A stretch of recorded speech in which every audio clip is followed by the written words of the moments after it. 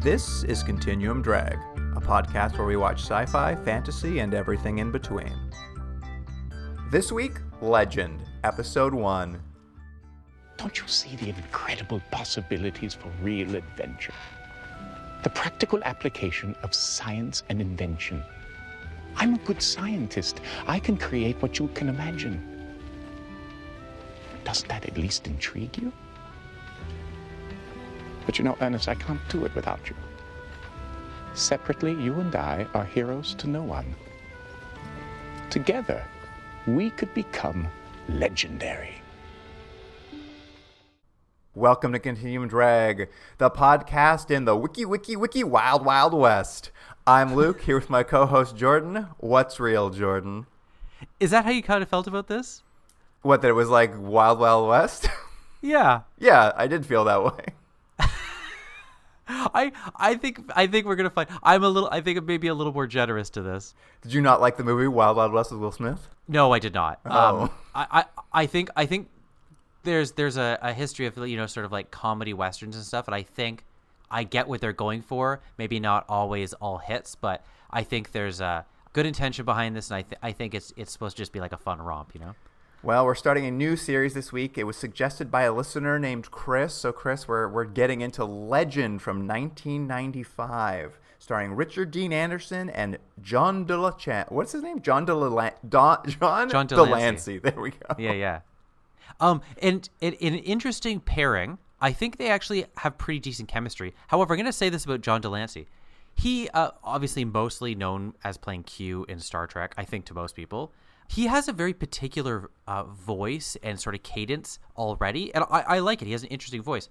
But he's doing an accent in this, and I kept thinking, I don't know if you need to, You didn't like his accent? His Hungarian accent?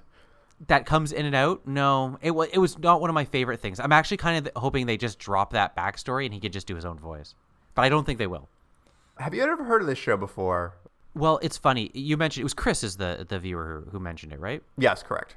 So you had mentioned to me, whatever it was, you texted me or whatever, and you said, hey, there's this show. And I hadn't thought of it in, I swear, 30 years. And all I remember about this was I remember seeing advertisements for it. And I was, 13 or something. And I was like, oh, this looks fun. Maybe I'll watch it sometime. And I would see advertisements, and I never saw an episode. And I think it was just how this show sort of like came and went real quick. And I didn't know when it was on, despite the advertisements, and I just missed it. So when it was mentioned again by you to me via Chris, it was like this weird like blast from the past. I was like, oh yeah, that show I literally haven't thought about in 30 years. That's very funny. I have never heard of this show before, and I would think this would be like prime time for me to be aware of a John Delancey joint, but here we are 30 years later, ready to do it. Well, it ran for 12 episodes on UPN from April 18th to August 8th, 1995. And Jordan, this period of time for us on the podcast is a pretty well-trodden path of TV shows from this era. We've watched 5 series while this show was on at the same time. They shared the airwaves. There's 5 other series we've watched and 1 TV movie. I bet I know a couple of them. Tech War? Yes. Sequest? Yes. Was Space and Beyond during this time? No. Oh, yeah, it was a little bit later. Now I'm missing. I've got 2 more and a TV movie. You have 3 more in a TV movie. What else was from this time period? That Time Cop? No.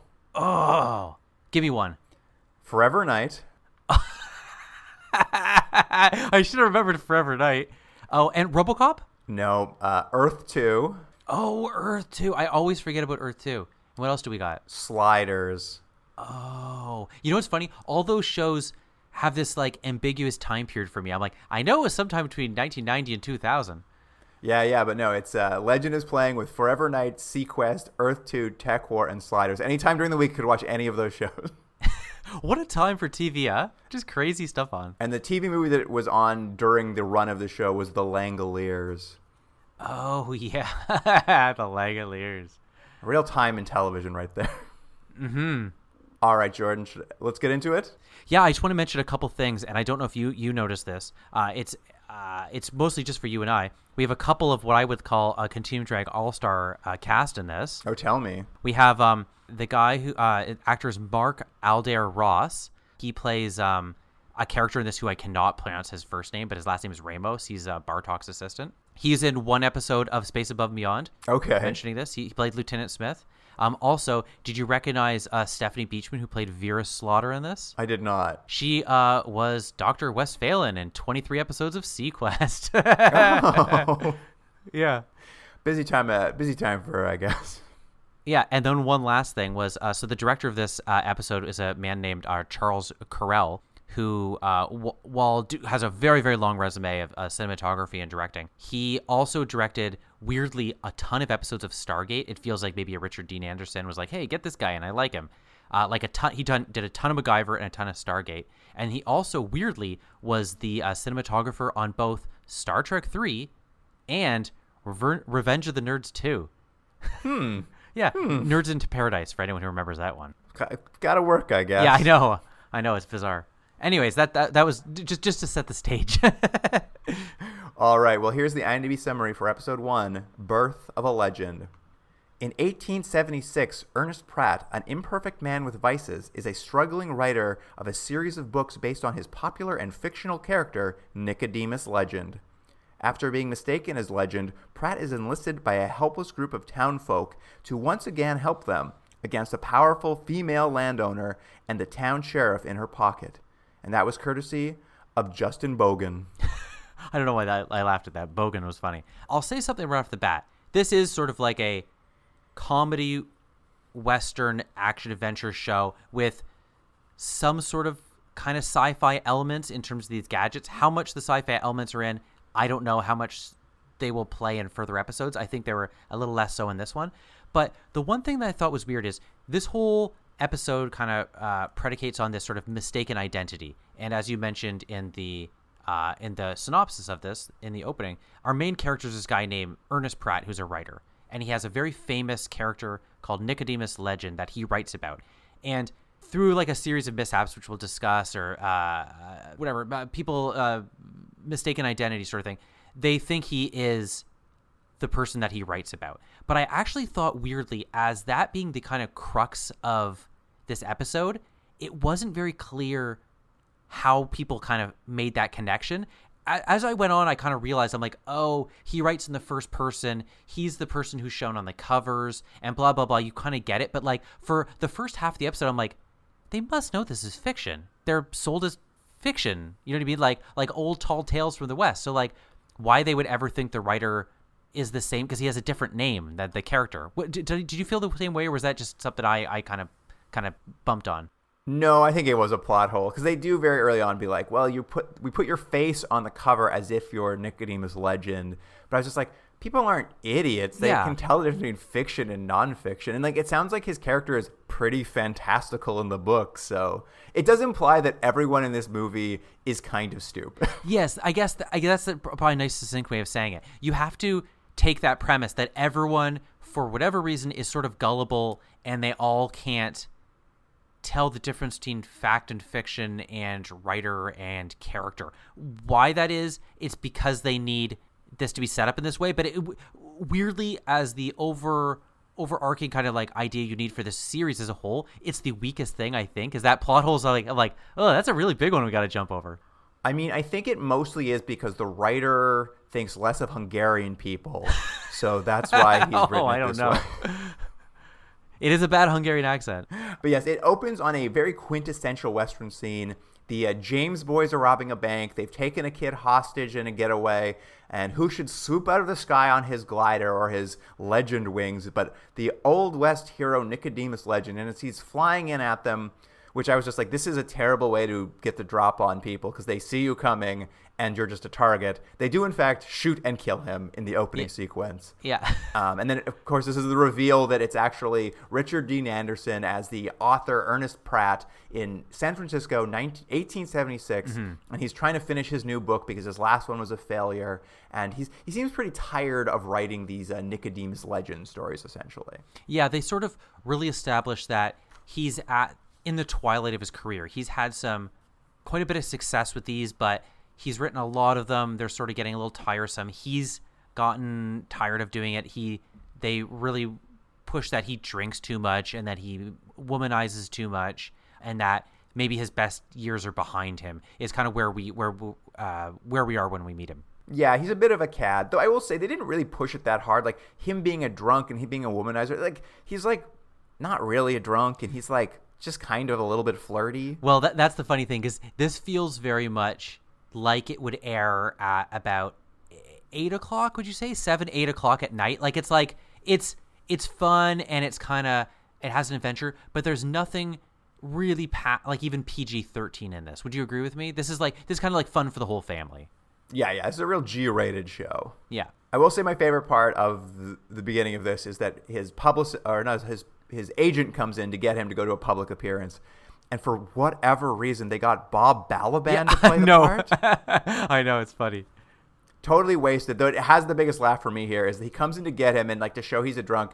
Bob Balaban, who is probably like a foot and a half shorter than Richard Dean Anderson, fireman carries Richard Dean Anderson out of the bar. And I was like, that's a pretty funny visual.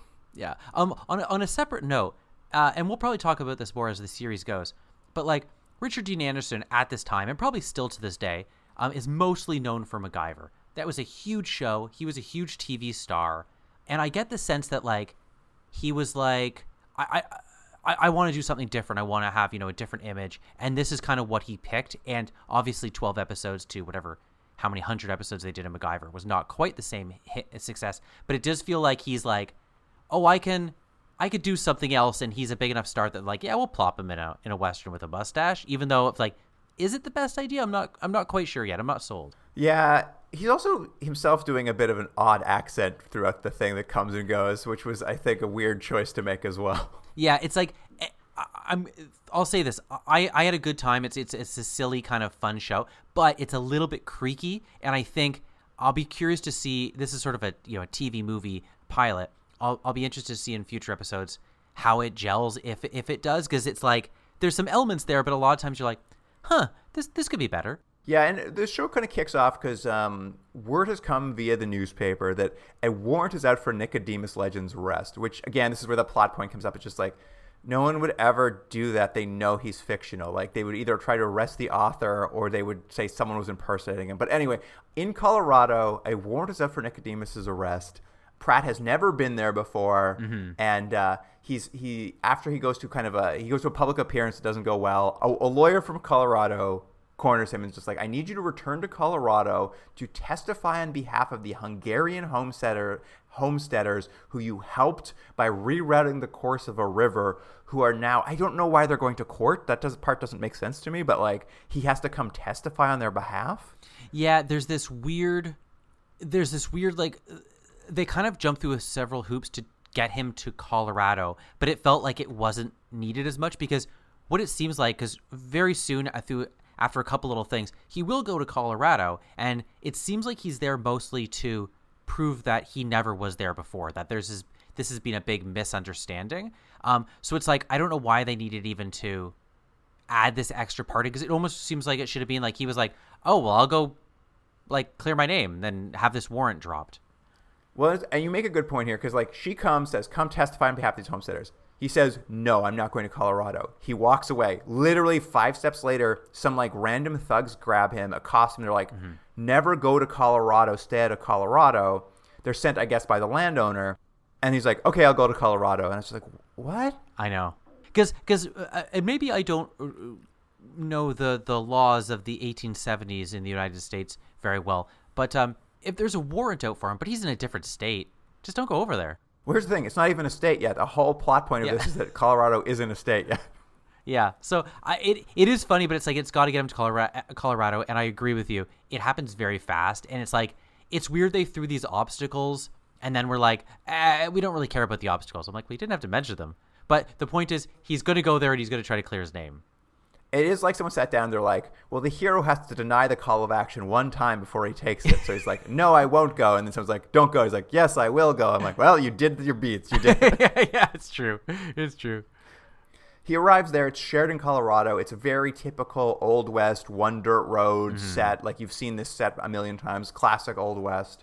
The big difference is in the distance outside of town is a mad scientist laboratory that's shooting electricity bolts into the sky, causing everyone in town who's holding anything metal. It doesn't zap them, but they have this effect where like every piece of metal has like little electric currents running along it. Yeah, everyone's sort of like a bit of a conductor of some sort. Yeah, but you'd think it would like zap them all the time, so they wouldn't be using as much metal or something. But like it doesn't. They just hold them and they're like, look at that electricity. And like one kid's just like, my hair stands up funny. I'm like, okay.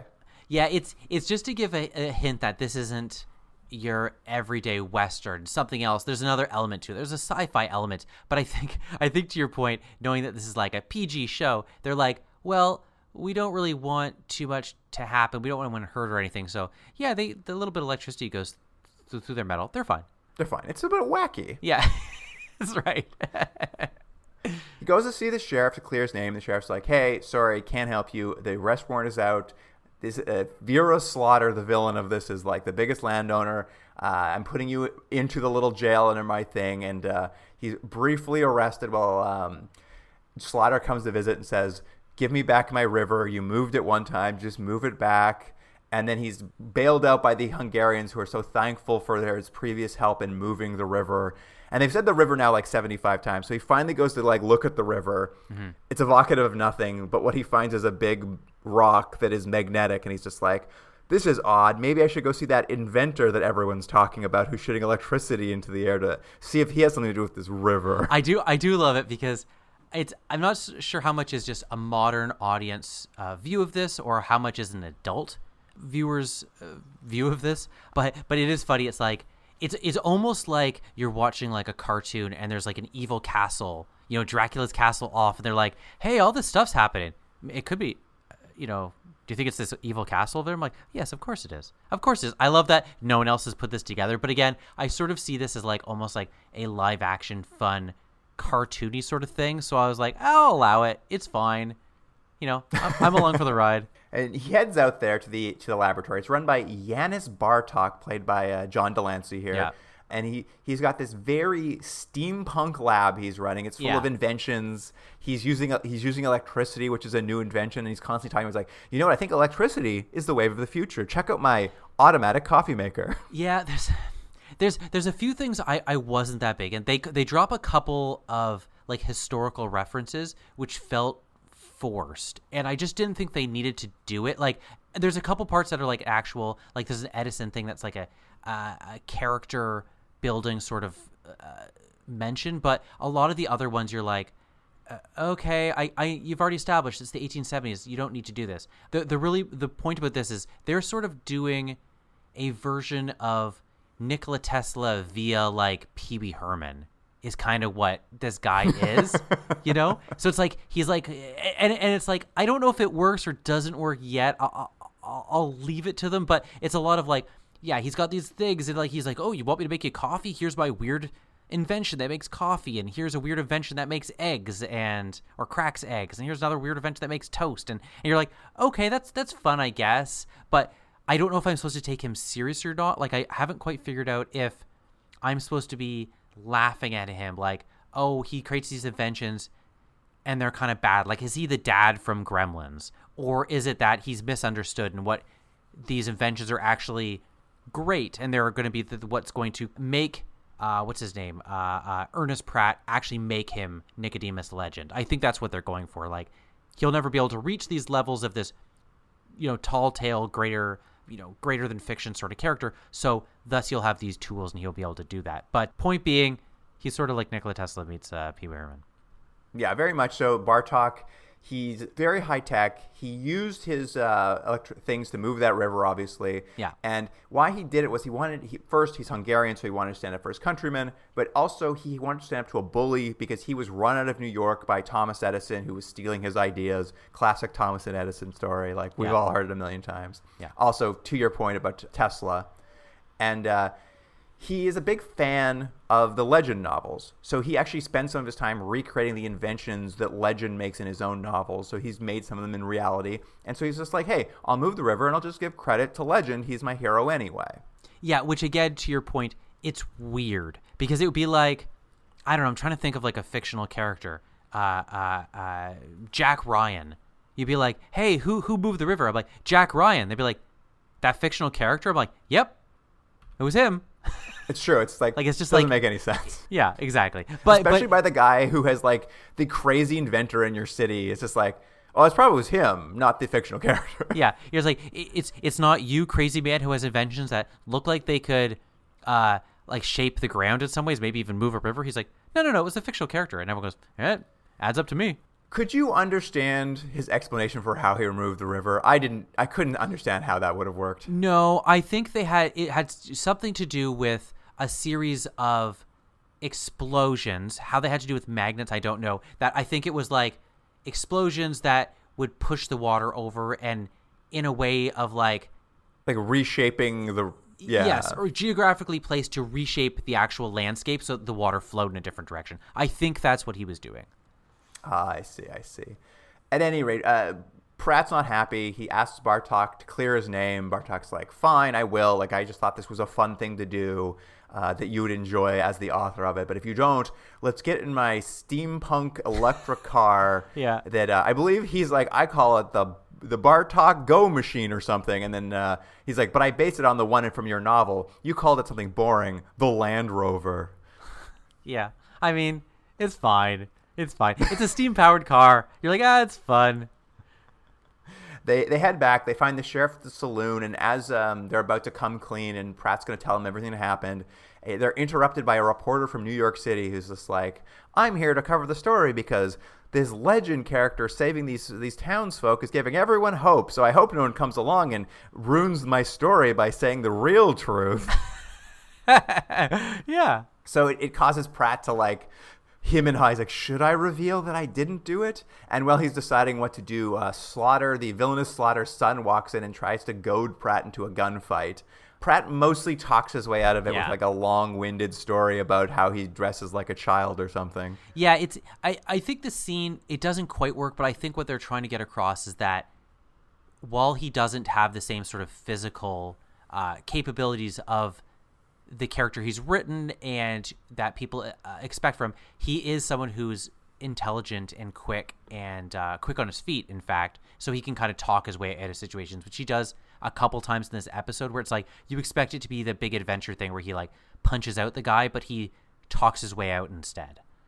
Yeah, exactly. And as they're about to leave, though, the son changes his mind, pulls out his gun, and then Bartok whips out one of his wacky inventions, which is a portable electric steampunk taser, which he uses to blast this son with electricity so hard he flies across the bar. But I do like that. It's done in that sort of like, again, kind of cartoony action where the guy flows over, but like when you see him later, he's not really that hurt. And I thought, he would really be hurt. Can you imagine getting hit with so much electricity that it shoots you like 10 feet across the room?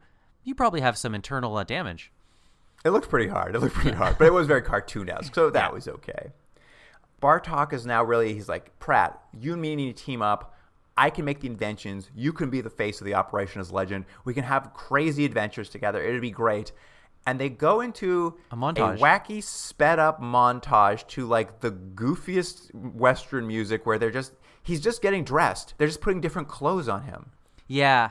They also do a little bit of stuff where he tests out the hang. Oh yeah, he tries to use the hang glider and falls on his face. But yes, it's mostly a montage of getting dressed. Again, I think I get what they're going for. They just, a lot of times they get almost like 85-90% of the way, and then they just miss the mark. And I'm like, oh, I like a fun little montage. Okay, you're like, but to your point, you're like, oh, it's just him getting dressed. It's not like a series of fun inventions gone wrong. You know, like he sits up and his hair is all smoky and stuff. It's not quite that. So you're like, why did you do the montage? They're like, it's fun. You're like, just did it work? Sped up motion of him putting on different vests, and it's like woo woo. And I had to get up and take a walk. I was like, I can't watch this. I know already. I just love that when we watch these things, how they hit people in different ways. And I know that I am much more forgiving of this than you are, and we've been reversed on shows, and I'm tickled to no effect of it. At any rate, the Slaughters are still trying to get rid of Pratt, so they've hired a professional gunfighter off screen. This guy just shows up. He's like, I'm a professional gunfighter here to challenge Pratt to a duel. John Wesley Coe is his name. Oh, that's a good name. Yeah. He meets with Pratt once again at the bar, and Pratt, again, showing his quick wit, talks his way out of it by basically saying, I'll get you a great book deal. You can be rich, like telling your crazy gunfighter stories. And he's like, okay, I guess we won't have to have a fight then. Yeah, there was a bit of an anticlimactic element to this because I think, I don't know if it was a budgetary thing, but it did feel like there could have been more from this. Like, they really set this guy up, and like, I know it's supposed to be funny that like, oh, he's a hired hitman and he does anything for money and he gets talked off so easily. But it was just like, oh, I did kind of feel like he just did this already. Now he's just done it again, and I know you're building character, but like, I've seen that scene. I've seen the scene where he has shown he's more clever than he is brawny. And it was a bit of a missed opportunity. Like, there could have been a funnier, more interesting physical scene of finding a different way to also, best this bigger foe. And maybe it was with one of Bartok's, technologies, or maybe it was in another very clever way. But yeah, I was like, oh, okay, he talked the way out. I think it was supposed to be funnier than it really ended up being. I think you're right. It is that we just saw this exact sort of sequence play out. So it would have been nice to see a different variation, but c'est la vie. It then cuts to the governor of Colorado has shown up. He's giving a big speech. He's making the announcement that Colorado is about to become a state. But he is upstaged. It's when a jubilation. Pratt and Bartok. Sorry? It's a jubilation. We don't get enough jubilations anymore. It's a jubilation. You're right. I forgot that they say jubilation 17 times. But his jubilation is interrupted when Pratt and Bartok upstage him by arriving on an old-timey Zeppelin they've built. Like, it's like a two-man Zeppelin they fly in on. Well, what's here a bit weird about this sort of like blimp Zeppelin thing, is it has a big legend logo on it that seemingly is not only the logo for the TV show, but also for these series of books. I'm like, did Bartok do this ahead of time? Because that would have been a lot of work. Well, I believe he does say he has built all of Legends inventions at some point. So I'm assuming this is like in one of his books, Legends has a crazy blimp, and he's like, I already built it. Let's fly the blimp into town. Could it be nice to be used in that montage though? Them painting the Legend logo. It did come out of nowhere and didn't make any sense as to why they were flying it into town for the jubilation. I didn't know why they wanted to upstage the governor. It's true. You wanted this sort of like, because I think it's going to be used in the future. Like, there's a crazy way he gets across this, at the time, modern way. But yes, they don't explain why he does it and why at this point he's like, I want to make myself seen as this big legend. It's just like, wouldn't it be cool if he came in a blimp? You're like, yeah, I guess. Why? They're like, because it was cool. Anyway, the governor invites him to get on stage and just not to talk, just to sit down on stage with the rest of the dignitaries during his jubilation speech. And again, something that was a weird, I guess, like sort of, I don't know, the villain Slaughter is like sitting there and she's just like, hey, listen, I've decided not to try to kill you anymore. You want to come to dinner at my house and we can maybe have a conversation? I'll drop the charges if you come chat with me. And Pratt's just like, sure, you've tried to kill me twice now, but I'll come to dinner. Why not? Yeah. And then they go to dinner, and there's a weird thing that happens. She essentially tries to seduce him, right? Yes. It's weird, right? It just like it didn't work. I didn't think anyway.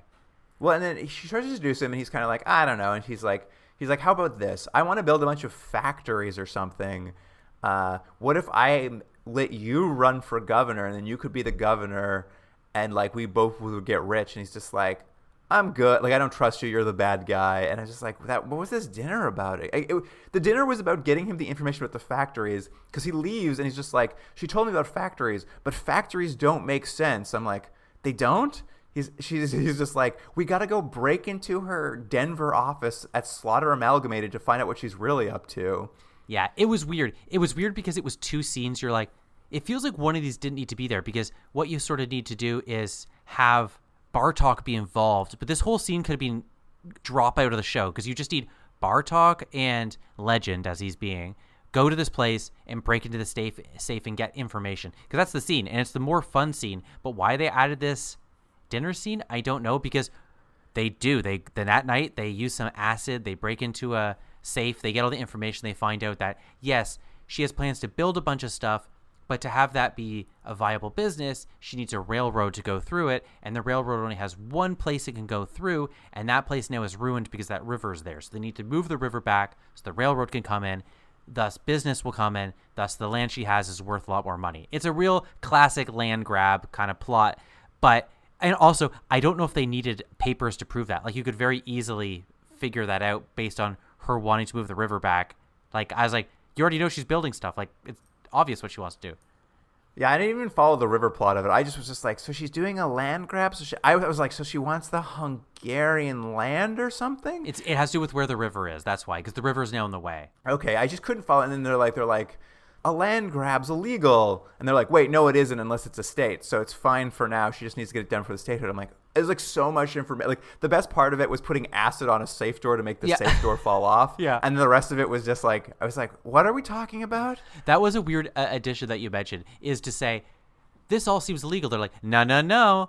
Colorado's not a state yet, so apparently nothing is bad. And you're like, okay, is that's the stopwatch we have put on this, is that they have to do it before Colorado becomes a state, because after she does that, it'll be legal what she's doing. I was just like, I don't know if that helped at all. Like, I understand her plan without adding that part. Well, and I was also like, so when she offered to make him governor, implicit in that offer was that he would also move the river back? Yeah, I think so. She didn't say it. I was just like, what? Anyway, they get this information, and then off camera, they apparently told the New York reporter about it, who then apparently mentioned to the governor that he has paperwork that the governor was helping with the land grab. So the governor, also off camera, has sent a letter to Slaughter. So that we cut from the safe to Slaughter's house, and she's got a letter, and she's like, the governor's not going to help with my land grab anymore. I'm like, what? I was fine with it. And she's like, well, time for plan B. We just kill all the Hungarians. I'm like, okay, how does that help? Yeah, they're probably doing too much in this, and I remember watching this thinking, this weirdly would play better as a 45-minute episode, because you could hack off kind of the fat, like all these kind of weird scenes that don't quite work. You could just hack them off. Like, all we really need to know is she's evil. She'll do whatever she can to get to the to resolve build her plan. Her railway or whatever. And it's like, but we don't really see her escalate this. We don't see her do more and more evil things to get there. So you're like, oh, suddenly she's sending a bunch of people to kill the Hungarians? It seems like a very large escalation, because we haven't seen anything. And it's like, well, we could have just had that be the thing instead of having her have dinner with him and talk about the deals and all this stuff. It could have been him constantly having to bat away these aggressive advances that she's making against these people. That probably would have worked a little bit better, I think. But we do get to a scene where you get the classic. What's the term? They fortify circle the wagons. Yeah, they circle the wagons. Yeah. Hungarians have circled the wagons. Slaughter's son and his men are like there shooting at them. There's a big gunfight. Bartok and Pratt show up because apparently he has 2 electric cars. They're driving around electric cars. They're shooting bad guys off electric cars. And just like the opening scene, Slaughter's son takes a child hostage and starts riding away. And Pratt goes after him in his electric car, but his steam-powered engine that drives the car gets shot, and I guess that causes the car to sputter out. So the bad guy's getting away. But don't worry. A hilarious piano music cue happens, blink, and a ladder falls from the sky. Oh, yeah. And so he gets in a glider. He glides into action. And he climbs onto the Zeppelin. That's For right. some reason, Bartok's now on the Zeppelin, even though he was just in a car. Yeah, they need the Zeppelin to be up in the air because needs the hand glider to go off of something. So he glides into action. The guy is kind of shooting, and at first the magnet gun's not working, but guess what? In the last moment, it does. Well, talk about he got a magnet gun when he was up on the Zeppelin. He's like, here, take this magnet gun. Yeah, he had it at the ready. It didn't bother me one bit. He had that magnet gun. He knew it was going to come in handy. But it is just like the opening scene where Legend's flying in a thing. He gets shot out of the air because it's a bad way to approach. It's a stupid way to attempt to catch anyone when they have guns. But because he has Bartok's invention of this magnet gun, he pulls the gun out of his hand, drop kicks the bad guy off the horse, saves the little girl.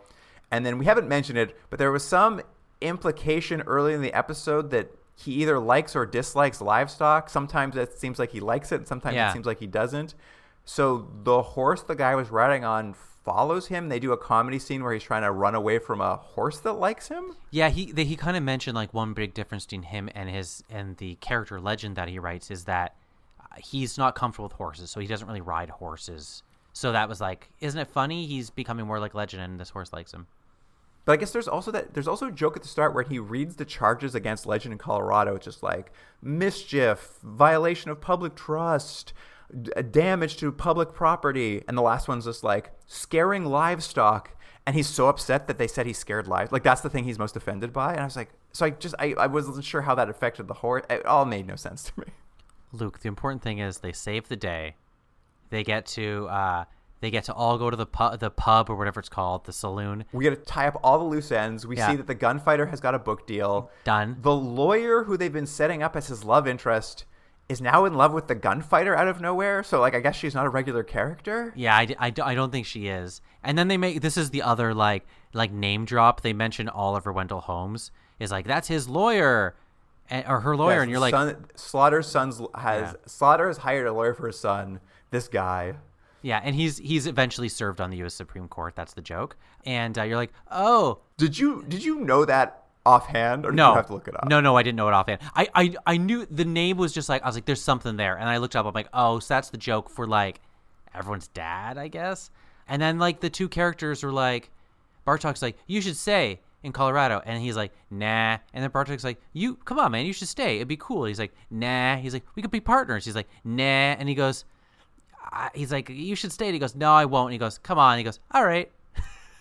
It's also they can do this gag where he's literally walking into the sunset. Yeah. Like, he's already walking into the sunset, and John Delancey's just, like, nagging behind him. He's like, just stay, be Legend with me. And he's just, like, finally like, okay, I'll do it. I'm like, what? And it was a long way to get these two characters together. And I have a feeling, and I could very well be wrong, that this show will work better now that all the chess pieces are in place. You know, like these two are together. They're going to go on ventures.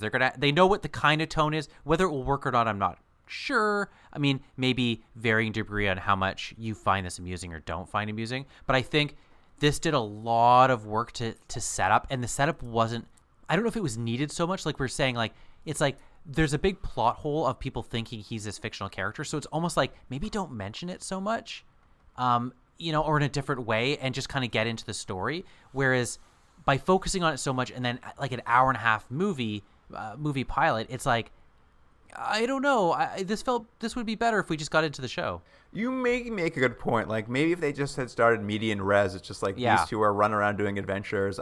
Maybe that's a bit better start. It was a bad origin story for sure. Yeah. So again, we'll see how far it goes depending on how much you like this sort of stuff. But that's the first pilot episode of this. What do you want to rate it, Jordan? Isn't this a wacky thing? This was on TV in 1995. I mean, we've been doing this show for a while, so I can imagine this being on TV. But it's confusing to me. Yeah. It's confounding. Okay. I'm gonna give a rating, and I know it's not actually what this is, but I had a good time in this. I thought it was fun and silly, and I understood what they're going for. I will admit, it's not great. It doesn't always work. There's huge plot holes. There's a lot of problems, but I get what they're going for, and I thought it was funny. It's not great, but in my enjoyment, I'm going to give this a 7 out of 10. And I know it's way higher than it should get, but in my own personal enjoyment, 7 out of 10. Yeah, I'm going to give it a 7 out of 10. I mean, we've talked about it a bunch now. There's like inherently flaws in the plot of this. Like it's a badly written pilot. It feels like they just didn't know what it should be, so they like just wrote out, these are the beats that should happen in a pilot, and they kind of filled it in. They're like, we'll figure out the show later. There's definitely a little bit of that. So that doesn't work for me. I like the two actors. Like I like in theory those two actors. I don't like them in these characters very much. I like seeing Bob Balaban. That was nice. Yeah. But Jordan, I got to tell you, I don't know if you know this about me. I don't like Westerns. They're not interesting to me. I find them quite boring. Yeah. And I definitely don't like steampunk. Right. I know. that's I'm going to argue all one the thing. show is. I don't know if this, like, it's weird for me to say this. It's not technically steampunk because I don't think really steampunk was a thing yet. Like, as its like own entity. But I understand what you're meaning because there's like steam related technology. So it is steampunk, but it's not like that wasn't a thing yet. But if you hate those two things, this is gonna be a trek. So I'm gonna give it 1.5. 1.5 out of 7. This has got to be one of our furthest ratings distances ever. I'm giving it 0.5 because I, in theory, like both those actors who are leading it, but I don't like the characters they're playing. So I'm giving them 2.5 each for that. And I'm giving them 1 for Bob Balaban because I'm hoping he comes back because I do like Bob Balaban. That's pretty good. Oh, well, that's it. That's a weird start to we're on very opposite ends. Yeah. And again, I'm just going to say, I feel like I have to like defend myself. I'm not saying this is a great show. I think I get what this is, and it's like, it's a good time. Like, this makes like Dr. Quinn, Medicine Woman, like edgy, you know? It's very funny. This was hard for me to watch. I had to watch it in about 7 sittings. Right. Well, hey, every 5 minutes felt like a lifetime. Luke, if you hate these, there's only 12 episodes. There's not a lot. I wonder why. Well, I don't know. I don't know if it was canceled because it's the worst thing ever. I have a feeling it was other things. But we'll find out. We'll find out.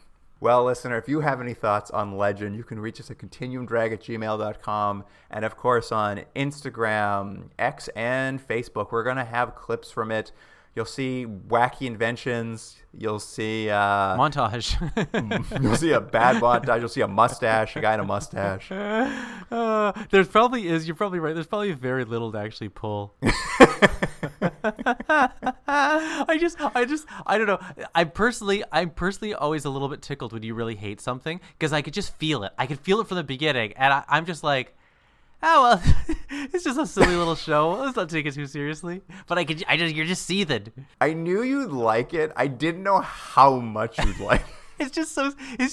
Like, look, hey, episode 2, I might be like, you know what, guys, this joke's run out, and I don't feel it anymore. But I was just like, what are we hating here? It's just a silly show. You love a live action cartoon for children. I don't know. It's just like, let's not take it too seriously. It's like Swamp Thing and RoboCop all over again. Oh, yeah.